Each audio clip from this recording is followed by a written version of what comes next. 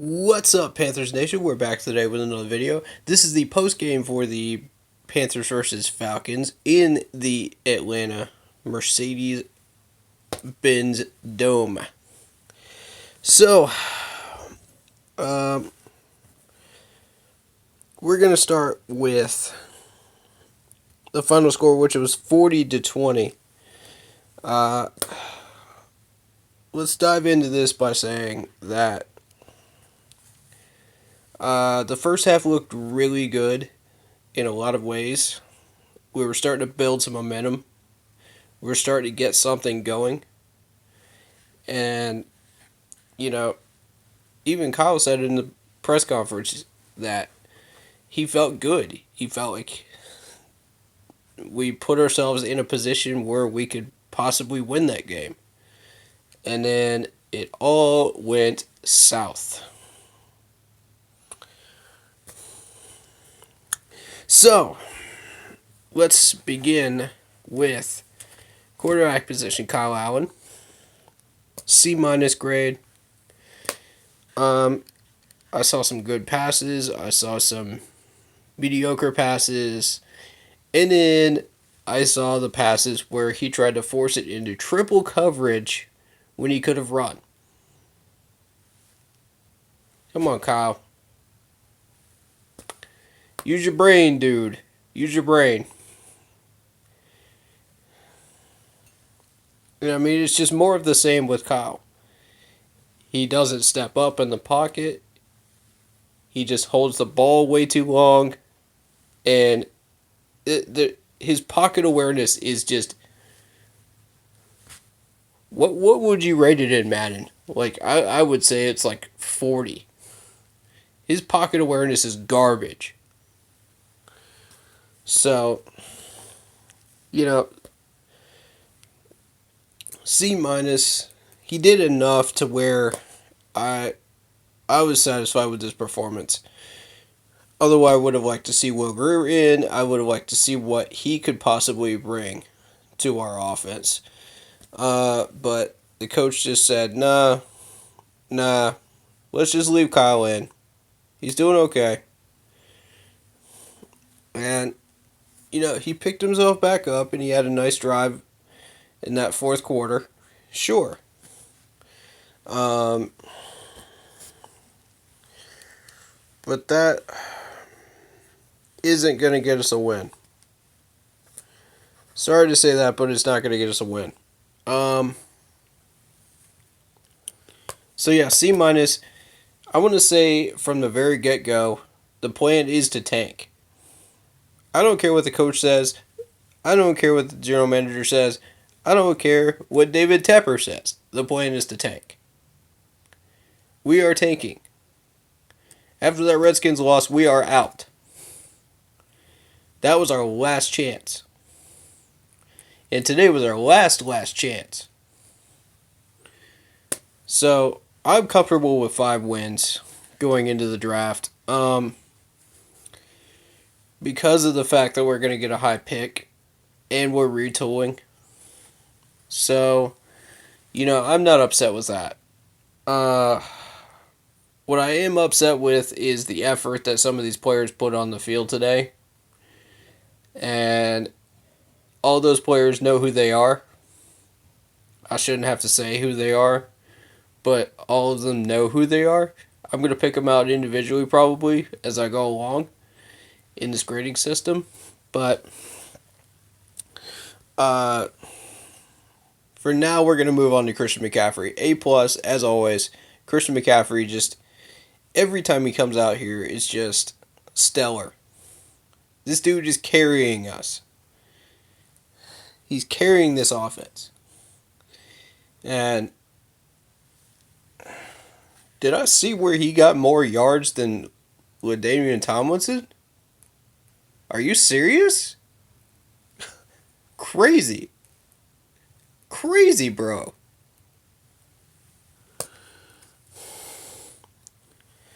That dude is the real deal, man. We do not deserve him. I'm telling you, we don't. We do not deserve that man in Carolina. But he's here. He's still here and he's still healthy. By God, I hope that doesn't change. Because if he does get hurt, we are in for a world of hurt. There goes the rest of our offense, whatever we had. Which isn't much, by the way. Tight end, B minus. And I say that because Ian Thomas did enough to earn that, and so did Manhurts. Despite the interception that Ian should have had, that's not on Kyle. That's totally on Ian. He should have had that ball, and that's a rare drop from him, which led to an interception. That was just lucky on the Falcons' part that they got that one, and that they had that defensive player sitting behind Ian, ready to grab that up. Right place, right time. It is what it is. But Ian redeemed himself in the end zone, got the touchdown. So, I'm not really holding it against him. What I would like to see him improve in is blocking on the offensive line, because he allowed one of the sacks. The 5 sacks that we got today. And you don't like to see that from a blocking tight end. You don't like to see that, period. So, that factors in. Moving on to wide receivers, B+. I thought, Samuel had his bad moments, but he had way more good moments than he did bad today. DJ Moore did well, as usual. And Jarius Wright got involved a little bit too.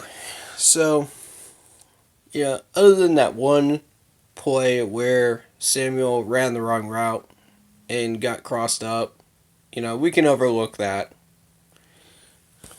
Not a big deal. It's just you come up in the next couple of plays and do a little bit better and redeem yourself. And he did. Offensively, I saw flashes of things that were working, play calling wise, that we could have continued the momentum of. But the Falcons picked up on a good chunk of it in the second half and adjusted to it.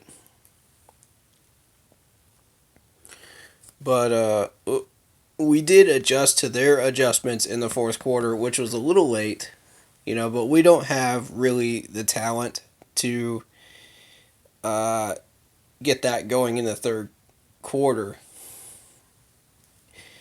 I assume it took a little bit of time for them to figure out what they were doing and adjust to it.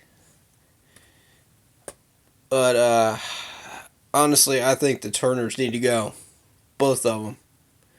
This is not acceptable. This is not acceptable. We put up 9 total yards. 9 total. That's it. 9. 9. Should these people keep their jobs? 9. Should either one of them keep their jobs? 9. We put up, 20 total points today. 20. Not enough. Not enough. Meanwhile, you got a slugfest going on in New Orleans. And we're just sitting here scratching our heads just going, huh? How do we score points? How do we get touchdowns? I don't know. Let's ask my son. My son doesn't know. Let's ask my dad. Now that I'm OC. Like, come on, Scott. Toss them both, man. Toss them both. I'm done with this garbage. This play calling on offense is just garbage. Plain garbage. You both lost your touch. Get out. Offensive line, D+, garbage. Garbage protection. You allow 5 sacks again this week. We allowed 5 sacks last week against the Redskins. It's time to clean house on the offensive line. And what in God's green earth is Darrell Williams doing at left tackle again?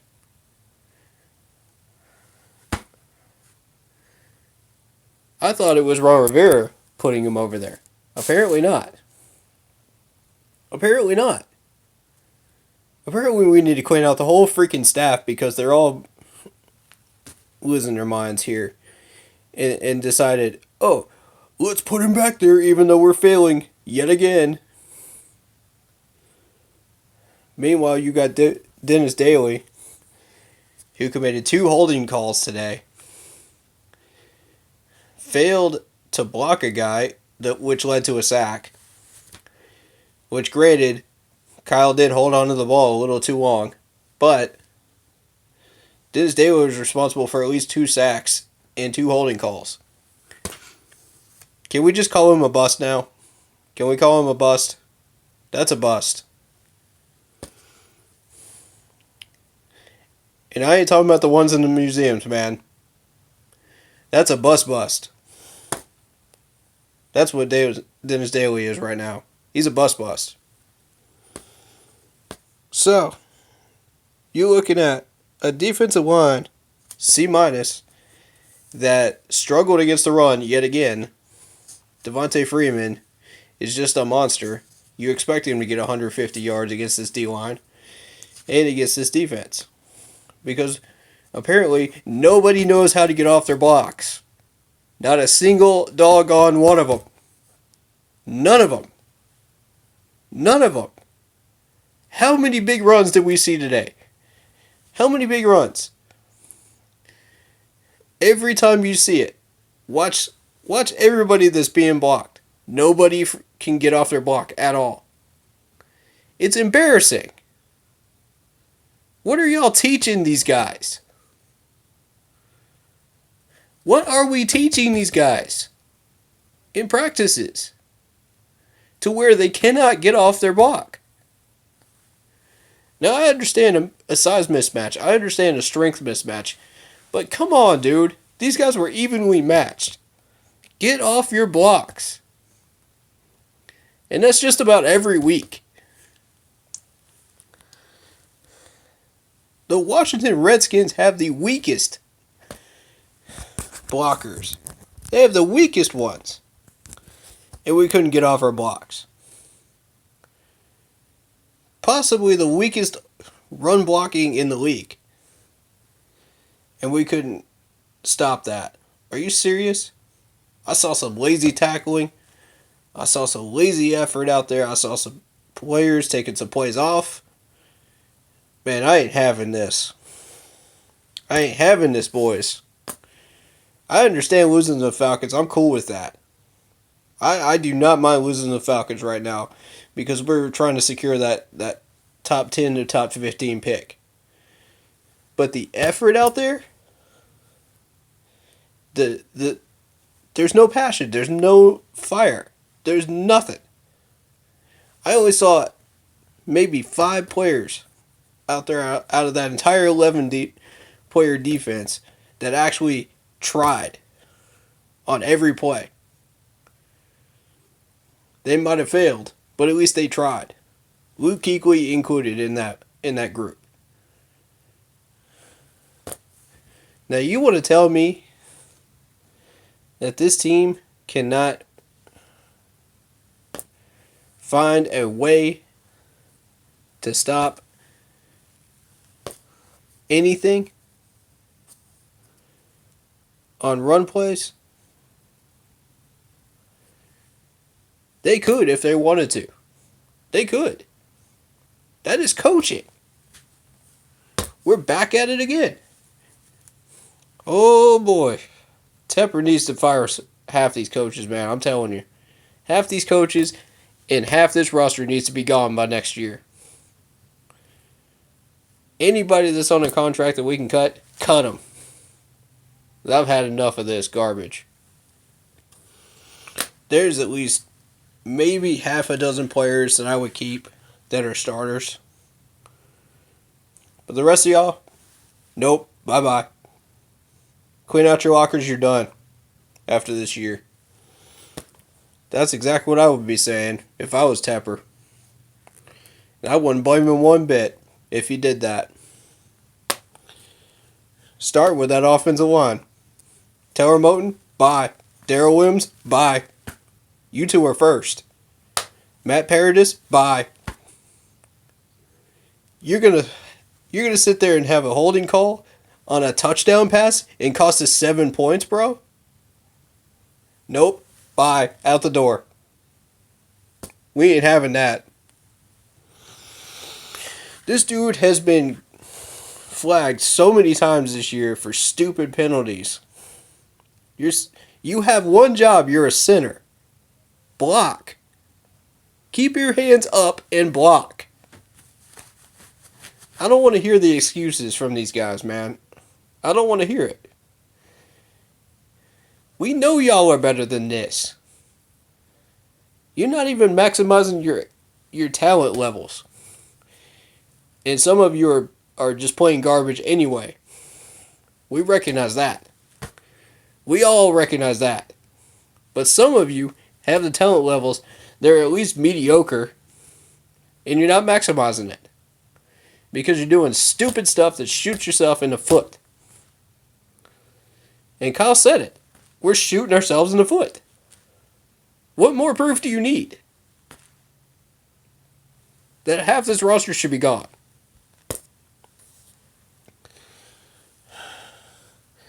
Then, meanwhile, we got an average pass rush that was great in the first half, and then suddenly everybody just decided, oh, we can't get to Matt Ryan anymore. He's got forever and tomorrow to throw the ball to wherever he wants to. And that's saying something because he doesn't even need that much time. He doesn't even need that much time to get that ball out of there. Typically, that ball's out of there by 2.5 seconds. Matt Ryan had 3 seconds on some of these plays, 3.5 on some of them. In one play, even 4. What are we doing? What is this pass rush doing? Now I understand we have Brian Burns as a rookie, but come on, bro. Something's got to give. I'm frustrated with this team.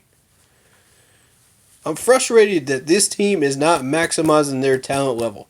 Do you want to be on this team in 2020 or not? Because right now you're all playing for your jobs. You're not playing. Some of you may be on most of these guys might be on contracts that extend, or may be ready to extend. And those are the players I'm looking at right now. First. The ones that are looking at extensions. Do you want to be on this team past 2020? Do you? Because right now, I'm not seeing it. I'm not feeling it. I'm not feeling the passion. I'm not feeling the love. Go out there and earn it.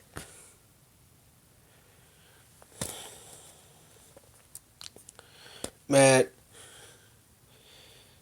let's just talk about Dante Jackson. Dante Jackson took at least 4 plays off today. At least 4. And that's for starters. This dude can't cover the bright side of a barn. It looks confused as heck on some of these plays. Even Bradbury had some plays off today. Where he's just like, man, I don't know where I'm supposed to be. This ain't Kansas anymore. Where am I supposed to be? Don't look, nope. Don't look over at the coach. You don't know where you are. You're supposed to know where you are. Know the playbook, bud. Come on. Come on, dog. You're killing us. And Dante Jackson, oh, I'm just going to cover a guy for about 2 to 3 yards and then break off somewhere. and just let Eric Reed do all my work for me. Meanwhile, Eric Reed's just like, man, I gotta hustle all the way across this freaking end zone just to cover this guy, and he's already in. What? That's the type of lazy effort I'm talking about right there.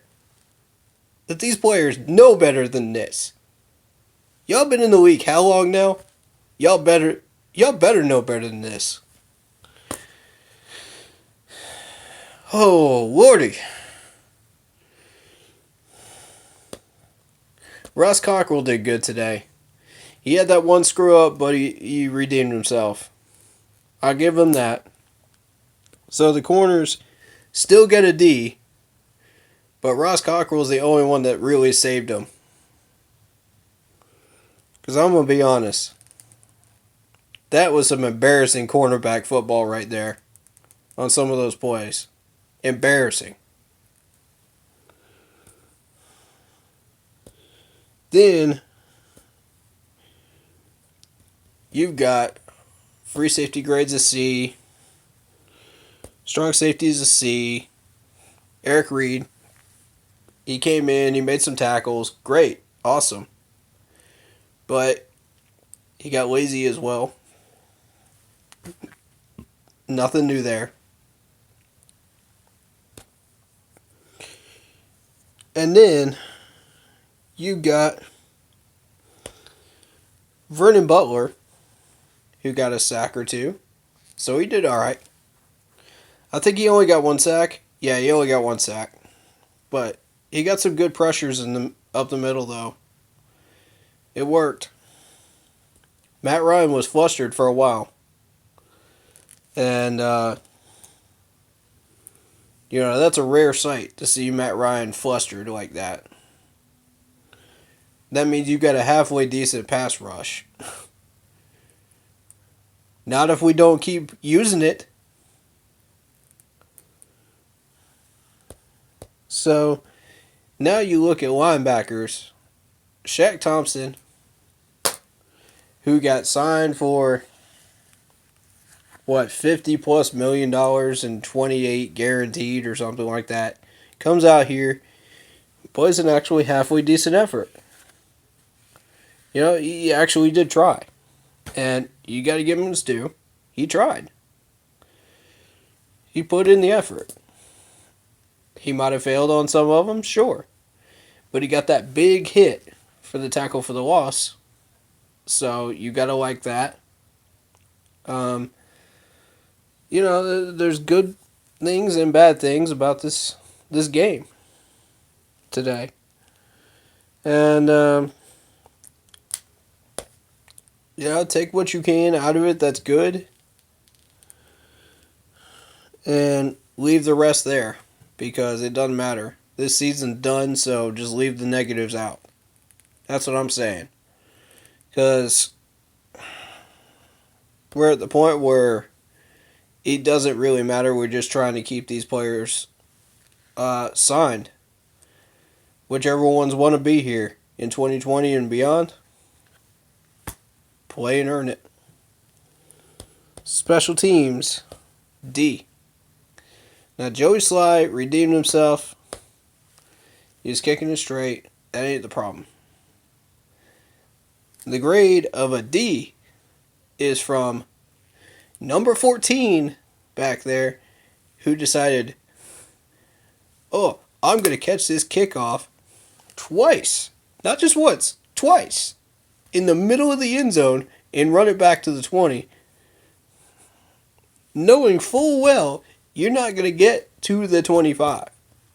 Knowing full well with the coverage on the kickoff that you're not going to make it. And he fumbles it twice, gives it up to the Falcons both times.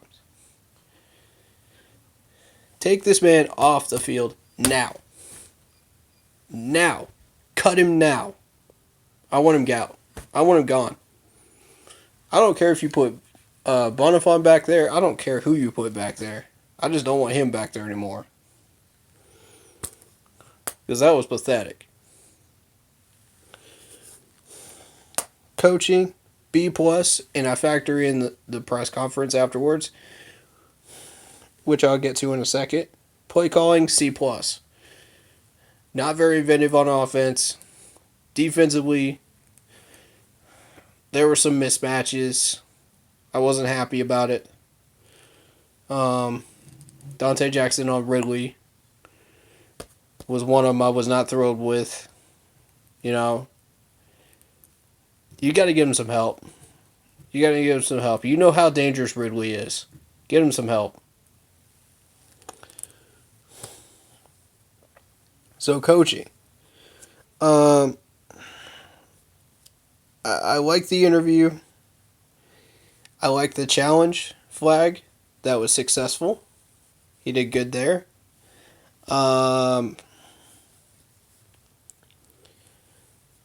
He says he wants to reset, refocus, and get this team back in order. Essentially. He talks about inconsistency. He talks about he doesn't have an answer on the turnovers. I do. Tell number 14 to stop running it out of the end zone like an idiot. He knows better. He has one job. You have one job. Dude, not even my man from Clemson did that. He knew better.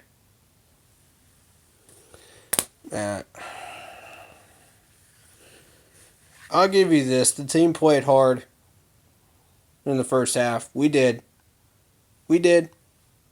But after that, it was another three-ring circus. And it's just time to clean house and retool. Recycle half the roster and retool.